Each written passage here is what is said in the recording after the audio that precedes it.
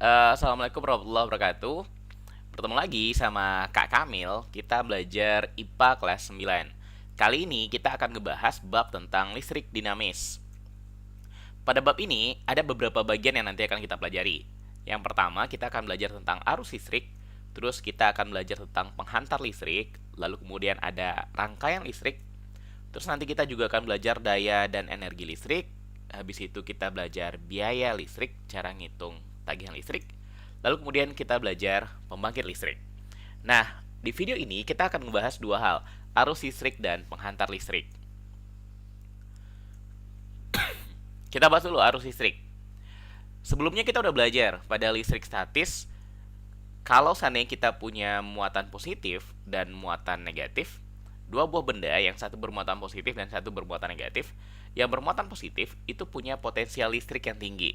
Semakin banyak positifnya, maka potensial listriknya akan semakin tinggi. Sementara yang bermuatan negatif itu memiliki potensial listrik yang rendah. Semakin banyak muatan negatifnya, maka potensial listriknya akan semakin rendah. Ketika keduanya kita hubungkan dengan sebuah penghantar, maka nanti akan terjadi aliran elektron. Oke? Akan terjadi aliran muatan dari yang potensial rendah ke potensial tinggi. Dan muatan yang mengalir itu adalah muatan negatif, dibawa oleh elektron. Nah, arus listrik itu diartikan sebagai jumlah muatan yang mengalir dalam satuan waktu. Kalau kita rumuskan, maka arus listrik itu dilambangkan sebagai I. I rumusnya adalah Q per T. Di mana I adalah arus listrik, satuannya ampere, Q adalah muatan, satuannya coulomb, dan T adalah waktu, satuannya sekon. Elektron itu mengalir dari yang muatan negatif atau dari kutub negatif yang potensialnya rendah ke kutub positif yang potensial listriknya tinggi. Tetapi arus listrik disepakati oleh para ilmuwan itu alirannya arahnya berbeda melawan arah aliran elektron dari positif ke negatif. Oke? Jadi ingat, elektron mengalir dari negatif ke positif, sementara arus listrik mengalir dari positif ke negatif. I rumusnya adalah Q per T. Nah, untuk memudahkan kita dalam menghitung, karena ini terdiri dari 3 variabel I, Q, sama T, maka rumus I sama dengan Q per T ini bisa kita buat dalam bentuk diagram piramida. I nilainya sama dengan Q per T. I sama dengan Q per T. Oke, cara membacanya I sama dengan Q per T. Gimana kalau kita mau mencari Q atau T? Kita tinggal lihat posisinya saja. Kalau kita mau mencari Q, Q itu sama dengan I kali T. Kalau dia sejajar, maka jadi dikalikan. Kalau kita nyari T, maka T ini itu sama dengan Q per I. Oke?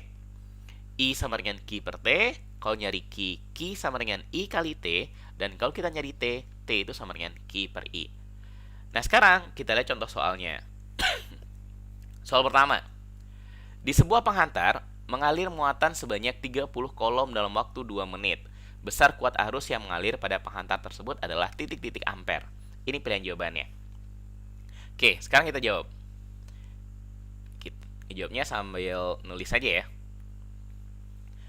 Apa yang diketahui di soal ini? Yang pertama ada Q, muatan sebanyak 30 coulomb. Q sama dengan 30 coulomb. Dalam waktu 2 menit, waktu lambangnya adalah T. T sama dengan 2 menit. Nah, satuan waktu harusnya bukan menit, tapi sekon. 1 menit itu 60 sekon. Jadi kalau 2 menit, 2 kali 60 sekon. Maka dapatnya adalah 120 sekon. Yang ditanya apa? Berapa besar kuat arus? Jadi I yang ditanya. Nah, tadi kita udah belajar. Kalau kita mencari I, kalau kita mau nyari nilai I, maka I itu sama dengan Q per T. Oke? I sama dengan Q per T. I nilainya sama dengan Q per T. Berarti sama dengan Q-nya 30, T-nya 120. Maka jadi berapa? 30 bagi 120, nolnya coret, 3 per 12 kita sederhanakan, 1 per 4 ampere. Nah, kalau 1 per 4 kita jadikan pecahan desimal, maka dapatnya adalah 0,25 ampere. Maka jawabannya adalah, ini D-nya kurang angkanya, 0,25 ampere. Kita ubah aja pilihan jawaban D-nya. Oke? Lanjut ke soal nomor 2. Sebuah kawat penghantar menghantarkan listrik sebesar 5 ampere. Besar muatan listrik yang mengalir dalam waktu 1 menit adalah menghantarkan listrik sebesar 5 ampere. Ini satuannya ampere. Yang satuannya ampere tadi adalah I. Jadi diketahui pertama adalah I. I sama dengan 5 ampere. Dalam waktu 1 menit. Berarti T-nya 1 menit. Kau jadikan detik, 1 menit itu nilainya sama dengan 60 detik. Oke? Yang ditanya apa? Ditanya berapa nilai muatan. Besar muatan listrik yang mengalir. Berarti yang ditanya adalah Q. Q sama dengan berapa? Oke? Kalau lupa, kita lihat segitiga yang tadi lagi. I itu sama dengan Q per T. Kalau Q sama dengan I kali T. Q rumusnya adalah I kali T. Q sama dengan I kali T. Karena I dan T-nya sejajar, maka kita kalikan. I nilainya berapa? 5. T nilainya 60. 5 kali 60 hasilnya adalah 300 kolom. Maka soal ini jawabannya adalah D. Oke? Kita lanjut ke soal nomor 3. Sebuah penghantar dialiri arus listrik 0,2 ampere. Berapa waktu yang dibutuhkan untuk mengalirkan muatan sebanyak 10 kolom pada penghantar tersebut? Oke, kita tulis dulu apa-apa aja yang diketahui. Yang pertama, arus listrik 0,2 ampere. Berarti itu adalah I. I sama dengan 0,2 ampere. Berapa waktu yang dibutuhkan untuk mengalirkan muatan sebanyak 10 kolom? Berarti itu adalah Q. Q sama dengan 10 kolom. Ditanya, berapa waktu? T sama dengan berapa? Tadi, I sama dengan Q per T. Kalau kita nyari Q itu sama dengan I kali T. Nah, kalau kita nyari T, maka T itu sama dengan Q per I. Oke? T sama dengan Q per I. T sama dengan Q per I. Berapa nilai Q? 10. Berapa nilai I? 0,2. Berapa nilai 10 bagi 0,2? Biar bisa menghitungnya lebih gampang, komanya ini hilangkan. Kalau dia ada satu angka belakang koma, maka kali sama 10. Oke? Di atas kali 10, di bawah kali 10. Tujuannya apa? Biar pembaginya nggak ada komanya lagi. Kalau dia dua angka belakang koma, maka dikali 100. Tapi kali 100-nya atas bawah ya. Jadi 10 per 0,2, biar gampang dibaginya, kita kali dengan 10 per 10. 10 kali 10, 100. 0,2 dikali 10, 2. Oke? 100 dibagi 2 dapatnya berapa? 50. 50 sekon. Maka jawabannya adalah A. Oke? Sip. Nah, sekarang kita lanjut ke bagian berikutnya. Kita belajar tentang penghantar listrik. Tadi, kalau kita punya muatan positif dan muatan negatif, benda yang bermuatan positif itu potensial listriknya tinggi, benda yang bermuatan negatif potensial listriknya rendah. Dan kalau keduanya kita hubungkan dengan penghantar, maka nanti akan ada aliran elektron dari negatif ke positif, sementara arah arus listriknya dari positif ke negatif. Nah, elektronnya mengalir melalui sebuah penghantar. Kalau nggak ada penghantar, elektronnya nggak bisa ngalir. Oke? Nah, benda-benda berdasarkan daya hantar listriknya itu kita bagi atas 3 jenis. Yang pertama, ada yang kita sebut nanti sebagai konduktor. Apa itu konduktor? Konduktor adalah bahan yang dapat menghantarkan arus listrik. Jadi bahan atau benda yang bisa menghantarkan arus listrik kita sebut sebagai konduktor. Apa contohnya? Contoh yang paling umum kita jadikan konduktor adalah logam. Hampir semua jenis logam itu dapat menghantarkan listrik, tapi tidak semuanya dapat menghantarkan listrik dengan baik. Yang paling baik menghantarkan listrik itu contohnya ada tembaga, oke? Terus ada emas, lalu ada perak. Nah, karena emas dan perak ini terlalu mahal, kedua-duanya adalah logam yang dijadikan perhiasan, maka yang umum digunakan sebagai penghantar listrik, kawat-kawat listrik itu adalah tembaga. Oke? Jadi tembaga ini isi dari kabel listrik yang ada di rumah-rumah kita. Terus, bahan kedua itu ada yang disebut sebagai isolator. Apa itu isolator? Isolator adalah bahan yang tidak dapat menghantarkan arus listrik. Jadi yang dapat menghantarkan listrik disebut konduktor, yang tak dapat menghantarkan arus listrik disebut sebagai isolator. Apa contoh bahan yang merupakan isolator? Contohnya adalah plastik dan karet. Oke, plastik dan karet itu nggak dapat menghantarkan arus listrik. Kemudian ada bahan yang ketiga, yang disebut sebagai semikonduktor. Nah, apa arti dari semikonduktor? Ini adalah bahan yang kalau berada pada suhu rendah, dia bersifat isolator, tapi pada suhu tinggi, dia bersifat konduktor. Pada suhu yang rendah, dia nggak dapat menghantarkan listrik, tapi pada suhu tinggi, dia dapat menghantarkan listrik. Apa contohnya?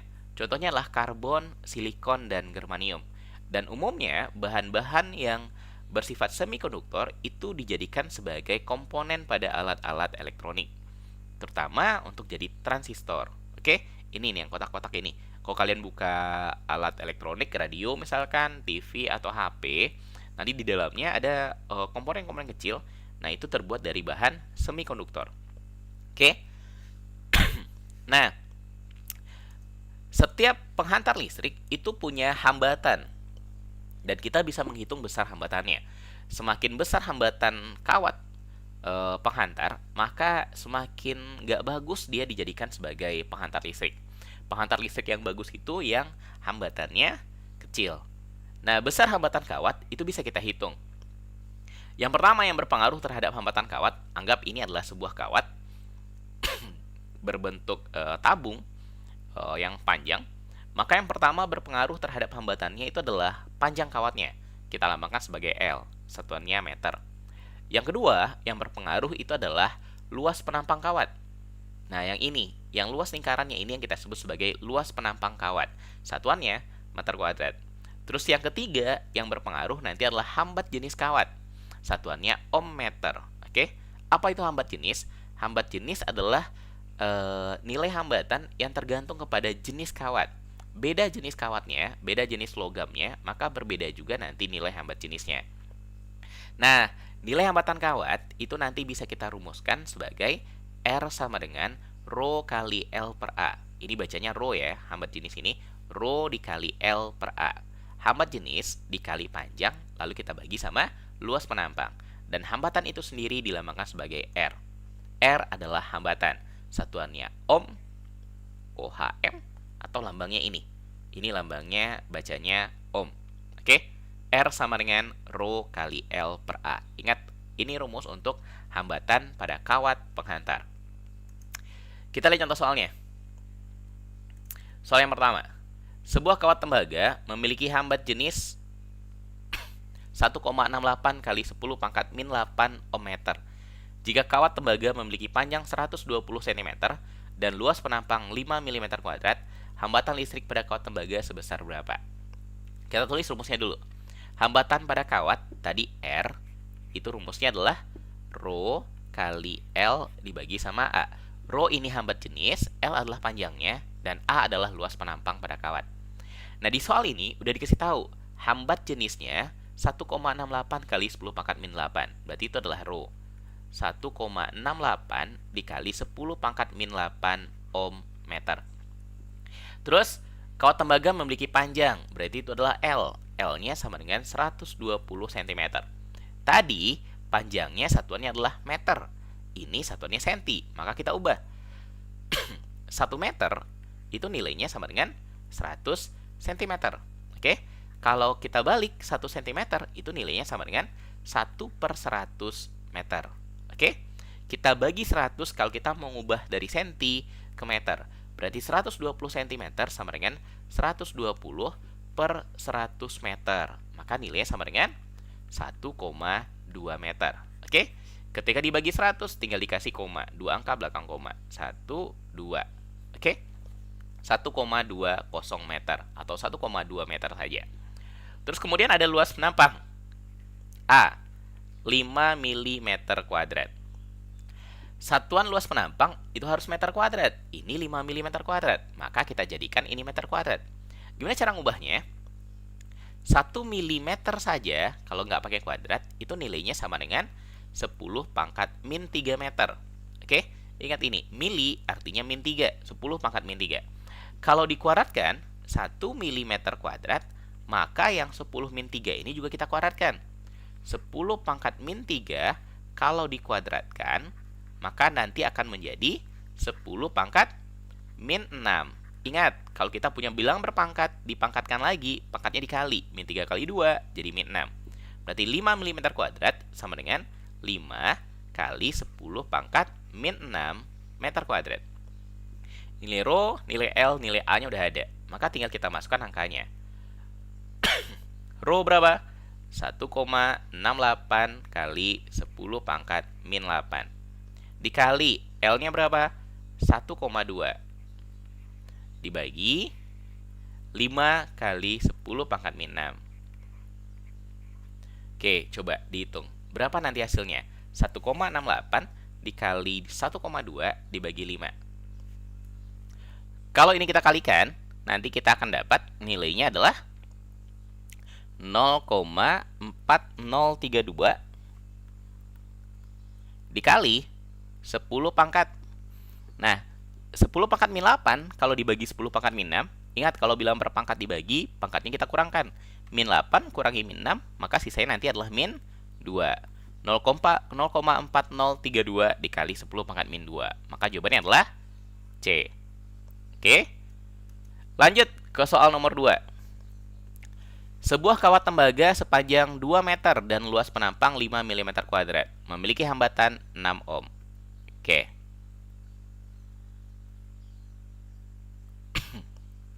Yang diketahui pertama, kawat tembaga panjangnya 2 meter, luas penampangnya 5 mm kuadrat, hambatannya 6 ohm. Terus ditanya, berapa hambatan yang dimiliki kawat tembaga lain yang panjangnya 6 meter dan luas penampangnya 3 mm kuadrat. Jadi kita punya 2 buah kawat tembaga. Oke. Yang pertama kita anggap kawat tembaga 1.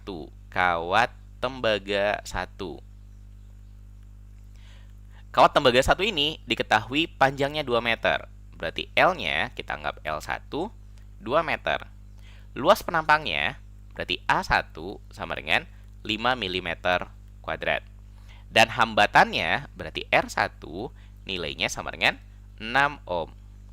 Terus kita juga punya kawat tembaga 2. Kawat tembaga 2. Tembaga lain. Kawat tembaga 2. Panjangnya 6 meter. Berarti L2 nilainya 6 meter. Dan luas penampangnya berarti A2 nilainya 3 mm kuadrat. Ditanya, berapa hambatan si kawat tembaga lain ini? Berarti R2 yang ditanya. Ingat, tadi kita punya rumus. R pada kawat itu nilainya sama dengan rho kali L dibagi sama A. Nah, setiap ada soal yang seperti ini, diketahui ada 2 buah benda. Ada 2 buah kawat. Kawat 1 sama kawat 2. Masing-masing punya panjang, luas, dan hambatan sendiri-sendiri. Yang sama cuma dua-duanya sama-sama tembaga. Nah, untuk mencari nilai R2-nya, setiap ada soal-soal yang 2 benda kayak gini, kita gunakan perbandingan. R2 bandingkan sama R1. Oke? R2 banding sama R1. Kita lihat hanya hubungan R sama variabel yang ada di sini. Yang pertama ada L, ada L1, L2. Lihat hubungan R sama L. R dengan L. R-nya di atas, L-nya juga di atas. Maka hubungan R dengan L kita sebut sebagai hubungan yang sebanding atau berbanding lurus. L dengan R, R dengan L berbanding lurus. Berbanding lurus. Nah, karena R sama L-nya berbanding lurus, jadi kalau R2 banding R1, maka ketika kita bandingkan L-nya, L-nya jadi L2 banding L1. Ini yang disebut dengan berbanding lurus. Ketika R2-nya di atas, L2-nya juga di atas. R1-nya di bawah, L1-nya juga di bawah. Oke? Terus, yang berbeda antara kawat tembaga 1 dan kawat tembaga 2 berikutnya adalah A. A1-nya 5, A2-nya 3. Nah, sekarang lihat hubungan R sama A. Apa hubungan R sama A? R-nya di atas, A-nya di bawah. Maka R dengan A kita sebut hubungannya berbanding terbalik. Di matematika kelas 7 juga udah belajar ini tentang perbandingan. Pada bab lainnya, pada bab listrik statis kita juga udah bahas soal-soal yang berkaitan sama perbandingan seperti ini. Nah, karena A-nya juga berbeda, maka di sebelah L ini nanti juga ada A. Tapi karena R dan A-nya berbanding terbalik, maka pas di A-nya terbalik.